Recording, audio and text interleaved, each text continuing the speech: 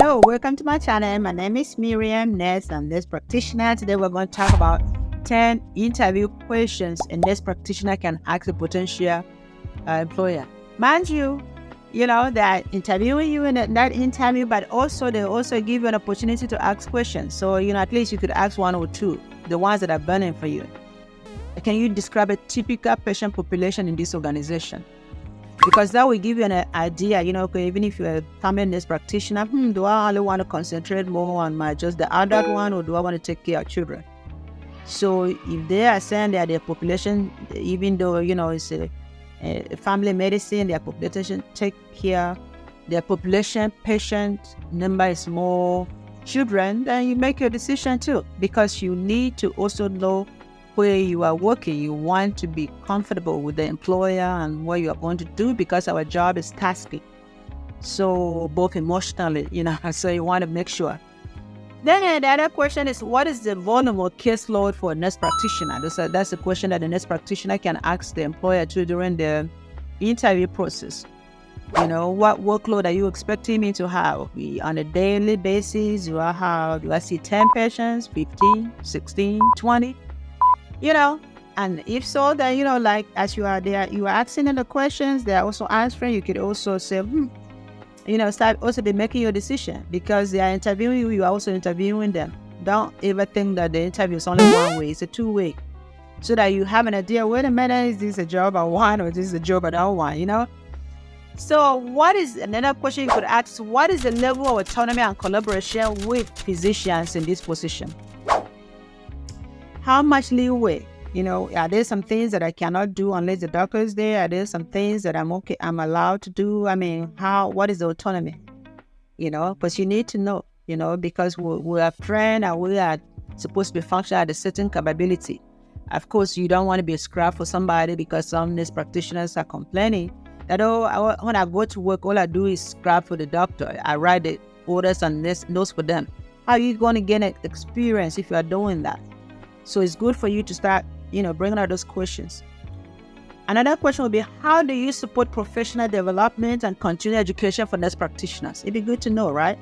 That will also be good to know about, so maybe they will say they do, conventions here, they do these workshops, they offer CME, continuing medical education funds, they even give you days to go and do that, so that's a time where you can hear some of those things. Again, you are also interviewing to see if this would be a match for you, okay? Can you tell me about the team-based approach to patient care within your practice or organization? That's another question you could ask them, and then hear the answers. And like I say, depends on what the answer is, then you might ask another question, depending on how many questions you are supposed to ask, Then you could also, because again, I've been in interviews where they ask you, so what questions do you have for us? And some of them might entertain a few questions. Some will just, do you have a question for us? So you can, go ahead and tell them what you think, or ask them your question. Another question would be, what electronic medical record do you use here, And how does that support patient care and documentation? So from there too, you have an idea, okay, I'm an Epic girl, so I use Epic all the time, but here they have a thin IMD, so that means that might take a little learning, because, away from what I'm used to. Or I use Senna at my current job, but now they're using this. So of course that might take, and of course, if you are a new nurse practitioner, then it's a whole different ball game too, right? Because you will be learning a whole different role. So yeah, and then that could even give way to, do they give enough time to train, and how much is the training for that, that kind of thing. How do you assess the quality of care nurse practitioners provide in your organization? Is it patient satisfaction codes, evaluations? What is it? The quality, markers that they know if I'm doing a good job. Can you describe the onboarding and orientation process for new nurse practitioners? That is a big one for you, especially if you're a new nurse practitioner. Even if you're not a new nurse practitioner, you need to know what's up. I hear stories about nurse practitioners going to a job, and then they give them a few days of the medical record training, 1 week of the training with patients and following somebody. The third week, they are on their own, So you want to know, have an idea, what is your onboarding? What is it? I mean, how does everything work? Am I going to be with somebody for a few weeks? Am I going to be there for a month? Because some places will even train you for months. Some places will only train you for one day and then throw you out there. So from the interview, the way the interview is going to, you have an idea of what they do at that particular organization. Because as they are forming their own opinion, you're also forming yours. So they're telling me for new graduates, they just give 1 week orientation. Will I be able to function? So those are some of the things you want to keep in mind. And what opportunities are available for leadership and advancement within this organization for nurse practitioners? I'm just going to be working here, or do they have a position after some time? Am I going to be promoted to a certain role? Is there any room for advancement looking, supervising? Is there any leadership roles at all in this organization for nurse practitioners? Because then if that is your, what you have in mind for yourself, your, professional career then, and if they don't have that, then yeah, that's something to start thinking about, isn't it? As far as what you would do. How do you ensure that providers in your organizations maintain a work-life balance?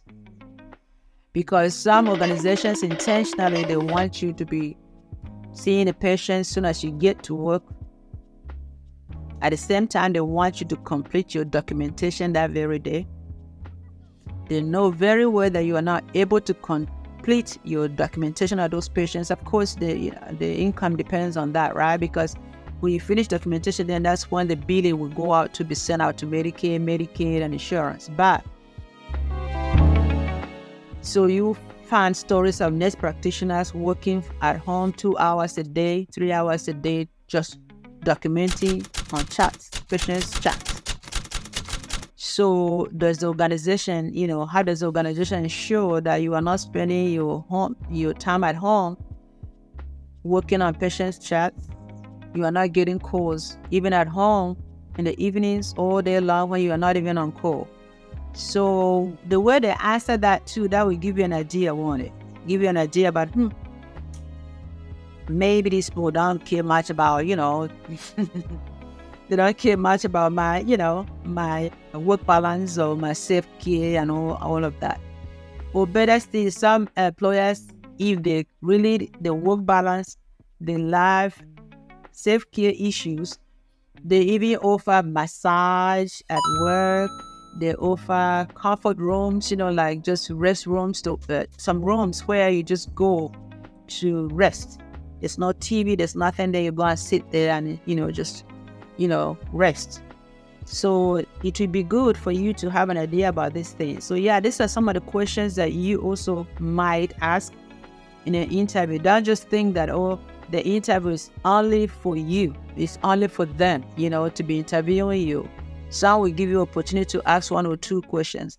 So you might want to also ask the ones that are really burning on your side that you really want to know, right? Of course, you have already done your own research too now. You always do your research about anywhere you're going now with the internet. You can do research about any company, right? All the nitty-gritty. Sometimes you go to some of this website that will even tell you the evaluations of how they work there, past employees, present employees. So you look into all of that. But at the same time, it's good to ask them some of these questions too. So don't forget to do that. In order for you to be prosperous and grow as a practitioner, you want to be looking out for yourself too, with some of these things, okay? So don't forget to subscribe to our channel. Come back again. Our goal is to make you financially fit and also a healthy, solvent nurse practitioner or nurse. So don't forget that, and always remember to practice gratitude. Okay? See you in the next video. Have a great day.